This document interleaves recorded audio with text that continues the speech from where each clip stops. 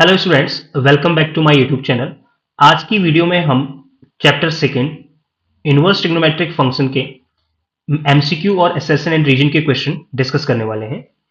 ये वो क्वेश्चंस हैं जो आपके बोर्ड एग्जाम में आ सकते हैं, या आपने अगर पीवाईक्यूज देखे होंगे तो उनमें आपने इस तरह के क्वेश्चंस को जरूर देखा होगा। इस चैप्टर से बच्चों आपके दो क्वेश्चन आने के चांसेस हैं, एक आपका एमसीक्यू और एक आपका एसेशन एंड रीजन। तो एमसीक्यू और एसेशन रीजन किस तरह के आपके इस चैप्टर से आएंगे, उन क्वेश्चंस को आज की वीडियो में हम डिस्कस करते हैं। तो चलिए शुरू करते हैं। पहला क्वेश्चन आपके पास है cos inverse 1/2 plus 2 sin inverse 1/2 plus 4 tan inverse 1/√3। इसकी वैल्यू आपको बतानी है कि इनमें से कौन सी वैल्यू आपकी सही है। इस क्वेश्चन को करने के लिए बच्चों आपको 10th क्लास में जो आपने ट्रिग्नोमेट्री की एक टेबल पढ़ी होगी, तो वो ट्रिग्नोमेट्रिक टेबल यानी कि आपको ट्रिग्नोमेट्रिक वैल्यूज, ट्रिग्नोमेट्रिक जो आपके फंक्शंस होते हैं उनकी वैल्यूज 30 डिग्री पर क्या होती है, 45 डिग्री पर क्या होती है, 60 पर क्या होती है, 90 पर क्या होती है, ये आपको पता होनी चाहिए। तो cos इनवर्स 1/2, तो cos इनवर्स को आप ऐसे ही लिखेंगे और 1/2। अब आप ये सोचिए कि cos की वैल्यू 1/2 कहां पर होती है, तो cos की वैल्यू 1/2 π/3 यानी कि 60 पर होती है। प्लस सिमिलरली 2 sin इनवर्स, अब sin की वैल्यू 1/2 30 डिग्री पर होती है, तो it will be sin π/6 and plus 4 tan inverse 1/√3, 10 की वैल्यू 30 डिग्री पर होती है, तो ये हो जाएगा 10 π/6। ओके, एक फॉर्मूला आपने पढ़ा होगा, sine inverse of sine theta is equal to theta, यानी कि साइन इनवर्स साइन थीटा की वैल्यू क्या होती है, थीटा होती है। और इसी तरह से जो अदर आपके ट्रिग्नोमेट्रिक फंक्शंस हैं, इनवर्स ट्रिग्नोमेट्रिक फंक्शंस हैं, उनके लिए भी ये फॉर्मूला आपका एप्लीकेबल होता है, यानी कि tan inverse of tan theta आपका थीटा के इक्वल होगा, cos inverse of cos theta आपके थीटा के इक्वल होगा। सिमिलरली अदर आपके जो ट्रिग्नोमेट्रिक फंक्शंस होते हैं, इनवर्स ट्रिग्नोमेट्रिक फंक्शंस होते हैं, उनके लिए भी ये फॉर्मूला आपका एप्लीकेबल होता है। तो इसको हम यहां पर यूज करेंगे, तो cos इनवर्स cos π/3, ये π/3 हो जाएगा, प्लस ये जो 2 है इसको आप एज इट इज यहां पर लिख देंगे, डॉट साइन इनवर्स साइन π/6, इसकी वैल्यू π/6 हो जाएगी, एंड प्लस 4 आपको ऐसे ही लिख लेना है, tan इनवर्स tan π/6 की वैल्यू आपकी कितनी होगी, π/6 होगी। नाउ π/3 प्लस 2 से ये 3 टाइम्स कैंसिल हो जाएगा, तो ये π/3 एंड प्लस 4 और 6 को आप 2 से डिवाइड करेंगे तो ये 2 टाइम्स और ये 3 टाइम्स, तो इट विल बी 2π/3। और इसको अगर आप सॉल्व करेंगे तो पाई प्लस 2π 4π एंड अपॉन 3। तो that means option number C is correct over there. तो इस क्वेश्चन में जो आपका आंसर हो गया 4π/3 हो गया। तो इस तरह का एमसीक्यू और इसी तरह का एक क्वेश्चन आपके 2 मार्क्स में आने के बहुत ज्यादा चांसेस होते हैं। तो इसके लिए आपको ट्रिग्नोमेट्रिक टेबल जो 10th क्लास में हमने पढ़ी है, 11th में भी हमने पढ़ी है, वो आपको क्या होनी चाहिए, याद होनी चाहिए। ओके, तो let's move into the next question. तो अगला क्वेश्चन आपके पास है, the value of sine inverse √3/2 plus cos inverse 1/2। Simple, जो हमने पिछले क्वेश्चन में किया वही हमको यहां पर करना है। साइन इनवर्स √3/2, जो साइन की वैल्यू √3/2 कहां पर होती है, किस एंगल के लिए होती है, तो हमें पता है कि 60 डिग्री के लिए होती है, तो साइन π/3 प्लस cos इनवर्स, अब cos की वैल्यू 1/2 कौन से एंगल के लिए होती है, ये भी 60 के लिए होती है, तो cos π/3। तो साइन इनवर्स साइन π/3, अगेन जो हमने पीछे अभी फॉर्मूला यूज किया, तो ये π/3 हो जाएगा, प्लस cos इनवर्स cos π/3, ये भी क्या हो जाएगा आपका π/3 हो जाएगा। और इन दोनों को अगर आप ऐड करेंगे तो इट विल बी 2π/3। तो option number C is correct over there. ठीक है ना। फॉर्मूला कौन सा यूज कर रहे हैं बच्चों, इसको आप बिल्कुल यहां पर समझ लीजिए। फॉर्मूले कौन से यूज कर रहे हैं हम, ये वाले फॉर्मूले हम यूज कर रहे हैं, क्योंकि आप लोगों ने पढ़ लिया है ये, तो आपको ये पता होगा। Sine inverse of sine theta, theta के इक्वल होता है। Cos inverse of cos theta, ये आपके थीटा के इक्वल होता है। ठीक है। Ten inverse of tan theta, ये भी आपके थीटा के इक्वल होता है। तो इस फॉर्मूले का, इन फॉर्मूलों का हम यूज कर रहे हैं। सिमिलरली जो 3 आपके और इनवर्स ट्रिग्नोमेट्रिक फंक्शंस हैं, सेक, कोसेक एंड कॉट, उनके लिए भी ये फॉर्मूला आपका एप्लीकेबल होता है। ठीक है ना, उसी का यूज करके हम इन क्वेश्चंस को सॉल्व कर रहे हैं। तो अब नेक्स्ट क्वेश्चन है, the principal solution of cot inverse -1/√3। बच्चों अब आप ये समझिए कि व्हाट इज प्रिंसिपल सॉल्यूशन। किसी भी इनवर्स ट्रिग्नोमेट्रिक फंक्शन का जो प्रिंसिपल सॉल्यूशन होता है वो उस इनवर्स ट्रिग्नोमेट्रिक फंक्शन के प्रिंसिपल वैल्यू ब्रांच में लाई करता है। प्रिंसिपल वैल्यू ब्रांच वो होती है जिसमें फंक्शन आपका 1 1 और ऑन टू होता है। ठीक है, बाकी ज्यादा डिटेल में इसकी नहीं जाएंगे क्योंकि हम यहां पर रिवीजन का काम कर रहे हैं। तो प्रिंसिपल सॉल्यूशन वो होता है जो आपके प्रिंसिपल वैल्यू ब्रांच में लाई करता है, यानी कि जो कॉर्ड इनवर्स एक्स है इसकी जो डोमेन है वो रियल नंबर है और इसकी जो रेंज है वो 0 से पाई है। तो इस कॉट इनवर्स -1/√3 को सॉल्व करके जो भी वैल्यू आएगी वो आपके 0 से पाई के बीच में लाई करनी चाहिए, वही आपका प्रिंसिपल सॉल्यूशन होगा इसके लिए। ठीक है, तो इसको कैसे करना है इस तरह के क्वेश्चंस को जब आपको प्रिंसिपल सॉल्यूशन निकालना है? तो let cot inverse -1/√3 is equal to y। आप इसको y ले लीजिए और यहां से आपकी कॉट इनवर्स को जब आप राइट हैंड साइड में ले जाएंगे तो -1/√3 is equal to cot y आपका हो जाएगा। इनवर्स है तो यहां जाके क्या हो जाएगा? कॉट वाई हो जाएगा। ठीक, तो 1/√3 कहां पर होती है? कॉट की वैल्यू 60 डिग्री पर होती है, यानी कि ये जो 1/√3 आप यहां पर देख रहे हैं ये आपके 60 डिग्री पर होती है कॉट की वैल्यू। ठीक है ना, कॉट 60 की वैल्यू 1/√3, तो minus cot 60 degree pi by 3 is equal to cot y. आपने एक रूल पढ़ा होगा 10th क्लास में, ये थ्योरम है आपकी एक, कि sine theta is equal to sine phi if, तो दिस इंप्लाइज या if theta is equal to phi, यानी कि दो ट्रिग्नोमेट्रिक रेशियो आपस में इक्वल होते हैं कब? जब उनके एंगल क्या होते हैं? इक्वल होते हैं। तो ये दोनों यहां पर इक्वल आपको दिख रहे हैं, बट यहां पर ये माइनस का है, तो आपको सबसे पहले इसको प्लस में कन्वर्ट करना है। तो कॉट पाई बाई 3 आपको ये याद रखना होगा कि अगर ये आपका फर्स्ट क्वाड्रेंट और ये first quadrant, second quadrant, third and fourth quadrant है, तो इसमें सारे यानी कि ऑल, इसमें सारे आपके ट्रिग्नोमेट्रिक फंक्शन पॉजिटिव होते हैं। इसमें सिल्वर यानी कि साइन और कॉस आपके, साइन और कोसेक आपके पॉजिटिव होते हैं। टी, इसमें आपके टेन और कॉट कप, और इसमें आपके कॉस और सेक। ऑल सिल्वर टी कप का ये फॉर्मूला होता है, आप लोगों ने पढ़ा होगा।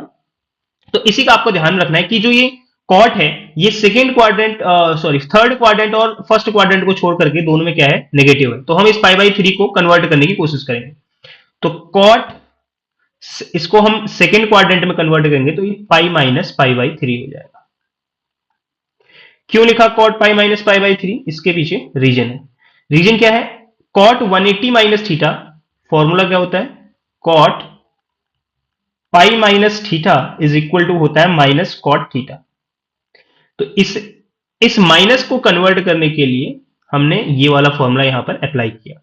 ठीक है, सेकेंड क्वाड्रेंट में कॉट आपका नेगेटिव होता है। Cot 180 minus theta, 180 minus theta, that means this is your second quadrant, and in second quadrant cot is negative.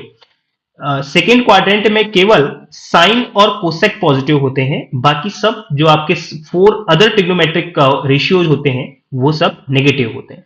तो cot pi minus theta minus cot theta होता है। तो अगर मैं इसको दोबारा से सॉल्व करता हूं cot pi minus pi by 3 को, तो ये आपको सॉल्व करके क्या देगा? माइनस कॉट पाई बाई 3 देगा। अब ये कॉट है, ये भी कॉट है, तो इनके एंगल आपस में क्या होंगे? इक्वल होंगे। तो this implies y is equal to pi minus pi by 3, और इसको अगर हम सॉल्व कर लेते हैं तो it will B 3 pi minus pi upon 3, और ये हो जाएगा आपका 2 पाई बाई 3। और अगर आप ध्यान से देखेंगे तो ये जो 2 पाई बाई 3 है ये 0 से पाई के बीच में लाई करेगा, यानी कि आपके जो रेंज है 0 से पाई, यानी कि जो इसकी प्रिंसिपल वैल्यू ब्रांच है उस प्रिंसिपल वैल्यू ब्रांच में ये 2 पाई बाई 3 लाई कर रहा है। दैट मीन्स कॉट इनवर्स -1/√3 की जो प्रिंसिपल सॉल्यूशन होगा वो होगा 2 pi by 3, which is option A. So option A is correct over there. इस तरह के क्वेश्चन में जिसमें आपको प्रिंसिपल सॉल्यूशन निकालना है उसमें आप एक चीज का बिल्कुल ध्यान रखेंगे कि जो प्रिंसिपल सॉल्यूशन आता है वो इनवर्स ट्रिग्नोमेट्रिक फंक्शन की प्रिंसिपल वैल्यू ब्रांच में लाई करता है। And what is principal value branch? Principal value branch क्या होती है? जहां पर आपका इनवर्स ट्रिग्नोमेट्रिक फंक्शन 1 1 और ऑन टू होता है, या आपका ट्रिग्नोमेट्रिक फंक्शन 1 1 और ऑन टू होता है। क्योंकि जब कोई फंक्शन 1 1 और ऑन टू होता है तभी वो क्या होता है? इन्वर्टेबल होता है, यानी कि तभी उसका इनवर्स एग्जिस्ट करता है। Clear? Let's move into the next question. Okay, so the next question is the principal value of cot inverse, again ये क्वेश्चन है, अच्छा क्वेश्चन है। cot inverse -√3, इसकी जो प्रिंसिपल वैल्यू होगी ये क्या होगी आपको बताना है। फिर वही आपको दिमाग में रखना है कि जो कॉट इनवर्स है इसकी डोमेन, कॉट इनवर्स की जो डोमेन होती है वो रियल नंबर होती है और इसकी जो रेंज होती है ओपन इंटरवल 0 to π। यानी कि इसको सॉल्व करके जो भी आपका आंसर आएगा वो प्रिंसिपल वैल्यू वही होगी जो इसके बीच में लाई करेगा, इस इंटरवल में, इस ओपन इंटरवल 0 से π में लाई करेगा। ओके, तो देखिए जरा, लेट वही सेम जो पिछले क्वेश्चन में किया, y is equal to cot inverse -√3। अब इस कॉट इनवर्स को आप यहां से यहां शिफ्ट कर दीजिए, तो -√3 is equal to cot y। √3 cot की वैल्यू कहां पर होती है? 30 डिग्री पर होती है, तो ये हो जाएगा आपका minus cot π/6 is equal to cot y। तो फिर इस -π/6 को जैसे पिछले वाले क्वेश्चन में हमने चेंज किया ऐसे ही चेंज कर लेंगे, कॉट π माइनस π/6। इसको अगर आप सॉल्व करोगे तो आपको ये मिलेगा माइनस कॉट π/6 कॉट y। तो यहां से इसको और अगर आप सॉल्व करेंगे तो आपको y की वैल्यू क्या मिल जाएगी? π माइनस π/6। एंड इसको सॉल्व कर लीजिए तो y इज इक्वल टू कितना हो गया? 5π/6। तो ये जो 5π/6 है ये आपका 0 से π में लाई करेगा।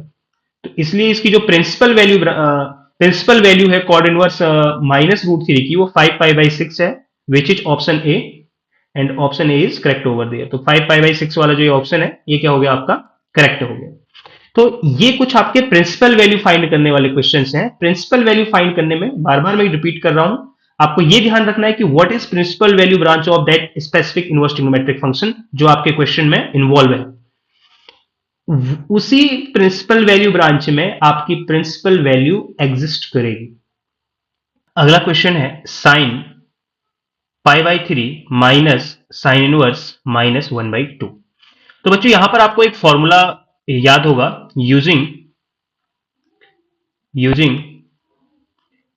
Sign inverse of -x is equal to minus sine inverse x। तो इस फॉर्मूले का यूज हम यहां पर करेंगे तो क्या होगा? देखिए, साइन π/3 और ये जो माइनस है ये माइनस आपका बाहर आ जाएगा और ये वाला माइनस, ये दोनों मिलके आपके प्लस हो जाएंगे, साइन इनवर्स 1/2। अब आप इसे सॉल्व कर लीजिए, और साइन π/3 प्लस साइन इनवर्स 1/2 को आप लिख सकते हैं साइन π/6, क्योंकि साइन π/6 की वैल्यू 1/2 होती है। अगेन यहां पर आप साइन इनवर्स साइन थीटा की आइडेंटिटी लगा दीजिए, sine π/3 plus sine inverse sine π/6 ये आपका हो जाएगा साइन, ये आपका 60 डिग्री है, ये आपका 30 डिग्री है, दोनों ऐड होकर 90 डिग्री हो जाएंगे, which is π/2, and sine π/2 is 1। तो 1 आपका कौन सा ऑप्शन है? Option number D. That means option number D is correct option over there. Okay, तो इस क्वेश्चन को आप इस तरह से करेंगे और ये फॉर्मूला आपको याद होगा। और एक फॉर्मूला इसी से रिलेटेड और होता है, sine of minus theta is equal to minus sine theta वाला। तो उसी तरह से ये फॉर्मूला भी है आपका, sine inverse of -x equal to minus sine inverse x। इसी का हमने यूज किया यहां पर इस क्वेश्चन को सॉल्व करने के लिए। तो अगला क्वेश्चन आपके पास tan inverse 1 plus cos inverse -1/2 plus sine inverse -1/2। तो इस क्वेश्चन में भी आपको पिछले क्वेश्चन की तरह जो आपका एक फॉर्मूला लगेगा यहां पर, sine inverse of minus theta is equal to minus sine inverse theta, इसका हम यूज करेंगे। और यहां पर जो हमने एक कॉट वाला क्वेश्चन किया था माइनस का, उसी तरह से हम कॉस इनवर्स वाले क्वेश्चन को भी करेंगे। तो टेन इनवर्स 1 को हम क्या लिख सकते हैं? टेन इनवर्स, 10 की वैल्यू 145 डिग्री पर होती है, यानी कि 10 π/4 प्लस कॉस इनवर्स, ये जो माइनस है इसको आप ऐसे ही रहने दीजिए, और 1/2 कॉस की वैल्यू 60 डिग्री पर होती है, तो ये हो जाएगा आपका कॉस π/3, एंड प्लस ये जो साइन इनवर्स ऑफ -1/2 है बच्चों, आप उसको इस फॉर्मूले की हेल्प से माइनस साइन इनवर्स 1/2 लिख सकते हैं। ओके, अभी टेन इनवर्स टेन थीटा वाले फॉर्मूले का यूज करके आप इसको π/4 लिख देंगे, प्लस अब यहां पर हम कॉस इनवर्स कॉस थीटा वाली आइडेंटिटी अभी अप्लाई नहीं कर सकते, क्योंकि यहां पर क्या है आपका माइनस है। तो हम इसमें क्या करेंगे, कॉस इनवर्स इस minus cos pi by three को हम सेकेंड क्वाड्रेंट में cos pi minus pi by three लिख सकते हैं, जैसे हमने पिछले क्वेश्चंस में किया है। यानी कि cos cos 180 degree minus theta is equal to आपका होता है माइनस कॉस थीटा, क्योंकि ये आपका सेकेंड क्वाड्रेंट है और सेकेंड क्वाड्रेंट में जो कॉस है वो नेगेटिव होता है। ठीक है, तो आप इस cos pi minus pi by three को जब सॉल्व करेंगे तो आपको minus cos pi by three मिलेगा, एंड माइनस साइन इनवर्स 1/2 को आप लिख सकते हैं साइन पाई बाई सिक्स, क्योंकि साइन 30 डिग्री की वैल्यू या साइन पाई बाई सिक्स की वैल्यू क्या होती है 1/2 पाई बाई फोर प्लस, अब यहां पर अब आप कॉस इनवर्स कॉस थीटा की वैल्यू आइडेंटिटी लगा सकते हैं, और ये जो पूरा टोटल ब्रैकेट में है ये आपका थीटा है, तो यहां से आपका क्या आ जाएगा पाई माइनस पाई बाई थ्री, जो आपका ये minus sine inverse sine pi by six है माइनस पाई बाई सिक्स हो जाएगा। ठीक है, ये माइनस का पाई बाई थ्री है, ये माइनस का पाई बाई सिक्स है, यानी कि pi by three 60 pi by six 30, तो 60 plus 30 90 degree, pi by four plus pi minus pi by two. Okay, तो pi minus pi by two pi by four ऐसे ही आ गया, और यहां पर आप pi minus pi by two करेंगे, यानी कि ये 180 है ये 90 है, तो आपको 90 मिलेगा प्लस का पाई बाई टू, और इन दोनों का जो एलसीएम होगा 4 and pi plus 2 pi and it will B 3 pi by 4। तो इसका जो आंसर हो गया वो 3 पाई बाई 4 हो गया, and option B is correct option over. तो अगला क्वेश्चन है हमारे पास, जो एसेसन आपको इसमें दिया है, the principal value of tan inverse minus one upon root three is pi by six, और रीजन इसके लिए हमें दिया है the principal value branch of y equal to tan inverse x is minus pi by two to pi by two. ठीक है, तो clearly जिसने वो टेबल याद करी होगी रेंज और डोमेन वाली इनवर्स ट्रिग्नोमेट्रिक फंक्शन के लिए, तो वो यहां पर सिंपली देखेगा कि ये ट्रू है, आपका जो रीजन है वो क्या है, ट्रू है, क्योंकि जो आपके टेन इनवर्स एक्स की जो प्रिंसिपल वैल्यू ब्रांच होती है वो माइनस पाई बाई टू से पाई बाई टू होती है ओपन इंटरवल। ठीक है ना, यहाँ ध्यान रखना, कभी यहां पर क्लोज इंटरवल का साइन लगा और जल्दीबाजी में आप इसे ट्रू कह दे रहे हो तो फॉल्स है। Open interval minus pi by two to pi by two is the principal value branch for tan inverse x, तो that means reason is true. अब असर्शन को चेक करने का नंबर है कि क्या असर्शन आपका ट्रू है, और अगर असर्शन ट्रू है तो क्या रीजन उसके लिए करेक्ट एक्सप्लेनेशन है या नहीं है, ये हमें बताना। तो टेन इनवर्स यहां पर एक फॉर्मूला यूज करेंगे, using tan inverse of minus x is equal to minus tan inverse x. तो यहां पर जो ये tan inverse of minus one upon root three है, इसको हम क्या लिख सकते हैं, minus tan inverse one upon root three. अब जो टेन इनवर्स ये जो वन अपॉन रूट थ्री है, टेन की वैल्यू वन अपॉन रूट थ्री कहां पर होती है, 30 डिग्री पर होती है, यानी कि 10 पाई बाई सिक्स, ये माइनस आगे से ten inverse of tan theta आपका क्या होता है, थीटा के इक्वल होता है, दैट मीन्स ये पाई बाई सिक्स आएगा। इसको सॉल्व करोगे केवल आप, तो जब हमने इस tan inverse minus one upon root three को सॉल्व किया तो इसकी जो प्रिंसिपल वैल्यू आ रही है वो माइनस पाई बाई सिक्स आ रही है, तो माइनस पाई बाई सिक्स आ रही है, बट हमें यहां पर असर्शन में क्या दिया है कि इसकी वैल्यू पाई बाई सिक्स आएगी, तो इसका मतलब क्या हो गया, असर्शन आपका क्या हो गया, फॉल्स हो गया। तो again assertion is false and reason is true, तो ये जो भी आपका ऑप्शन होगा ये ऑप्शन आपका क्या हो जाएगा, करेक्ट हो जाएगा। तो अब जो नेक्स्ट क्वेश्चन है वो असर्शन और रीजन पर बेस्ड क्वेश्चन है। इस तरह के क्वेश्चन आपके असर्शन और रीजन में आते हैं। तो क्वेश्चन आपकी स्क्रीन पर है, असर्शन आपको दिया हुआ है the range of the function fx equal to 2 sin inverse x plus 3 pi by two where x belongs to closed interval minus one to one is pi by two comma 5 pi by two. यानी कि ये जो function आपको fx दिया है इसकी range आपसे कह रहा है कि close interval pi by to से 5 पाई बाई टू तक, ये है आपका असर्शन। और रीजन क्या है आपका, reason the range of the principal value branch of sine inverse x is 0 to pi closed interval. तो अब आपको बताना है कि इसमें कौन सा ऑप्शन आपका सही है। 4 ऑप्शन आपके पास होते हैं। अब अगर यहां पर आप रीजन को ध्यान से देखें तो आपको पता है कि जो साइन इनवर्स एक्स की जो रेंज होती है इसकी रेंज आपकी क्या होती है, minus pi by two to pi by two closed interval.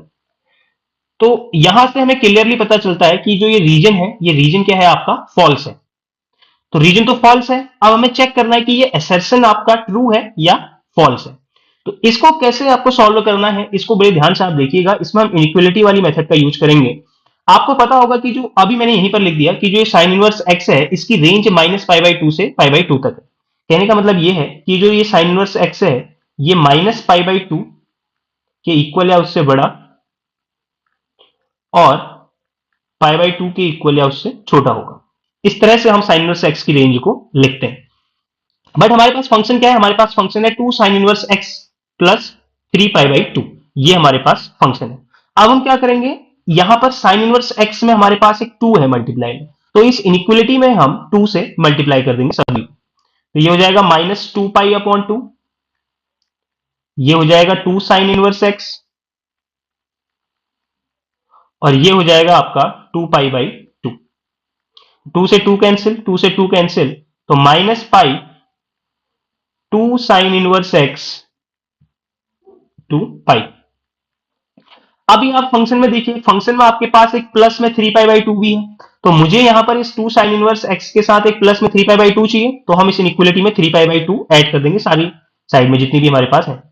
-π plus 3π/2 and 2 sine inverse x plus 3π/2 and pi plus 3π/2।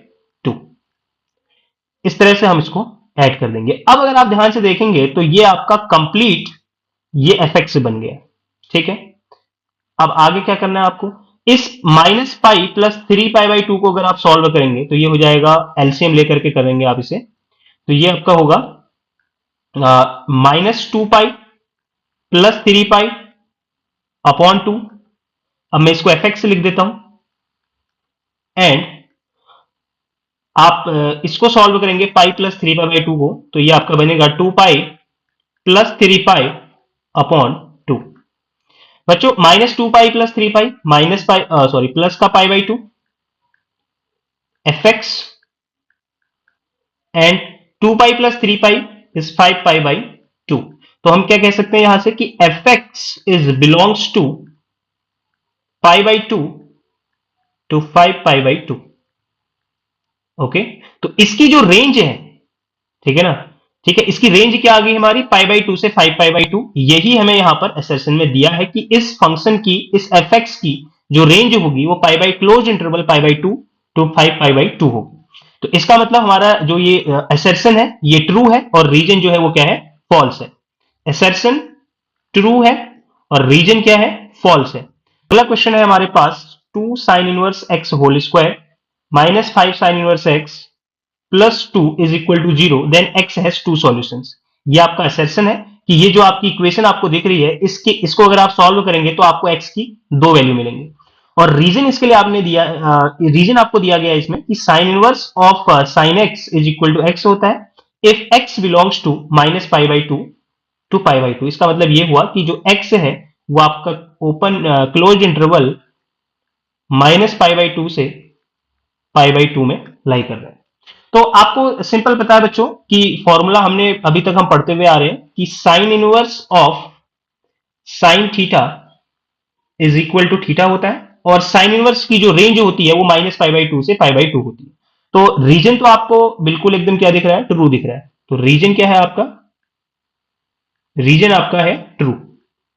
Reason true है, तो अब हम असर्शन को चेक करते हैं कि असर्शन ट्रू है, और अगर असर्शन ट्रू है तो क्या रीजन इसके लिए करेक्ट एक्सप्लेनेशन है या नहीं है, ये दोनों चीजें हमें अभी चेक करनी है। तो अगर इसके असर्शन वाले पार्ट को यहां पर लिखूं मैं आपके पास, तो इक्वेशन आपके पास इस तरह से है 2 sine inverse x whole square and -5 sine inverse x plus 2 is equal to 0। अगर आप ध्यान से देखेंगे तो इसकी पावर 2 है, इसकी पावर 1 है, और एक कांस्टेंट टर्म है, तो ये कहीं ना कहीं आपके पास एक क्वाड्रेटिक इक्वेशन के फॉर्म में दिख रहा है।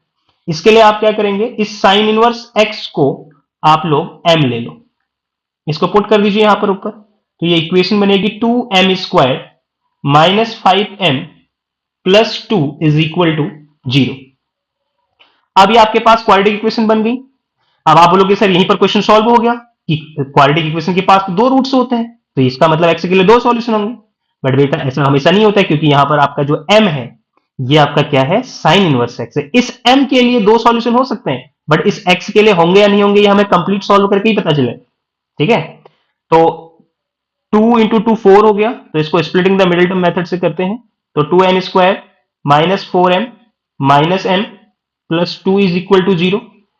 फर्स्ट टू टर्म में से आप 2m कॉमन निकाल दो, तो यहां पर m बचेगा आपका, यहां पर आपका 2 बचेगा, और यहां से -1 कॉमन निकाल दो लास्ट के टू टर्म में से, तो ये m minus 2 is equal to 0।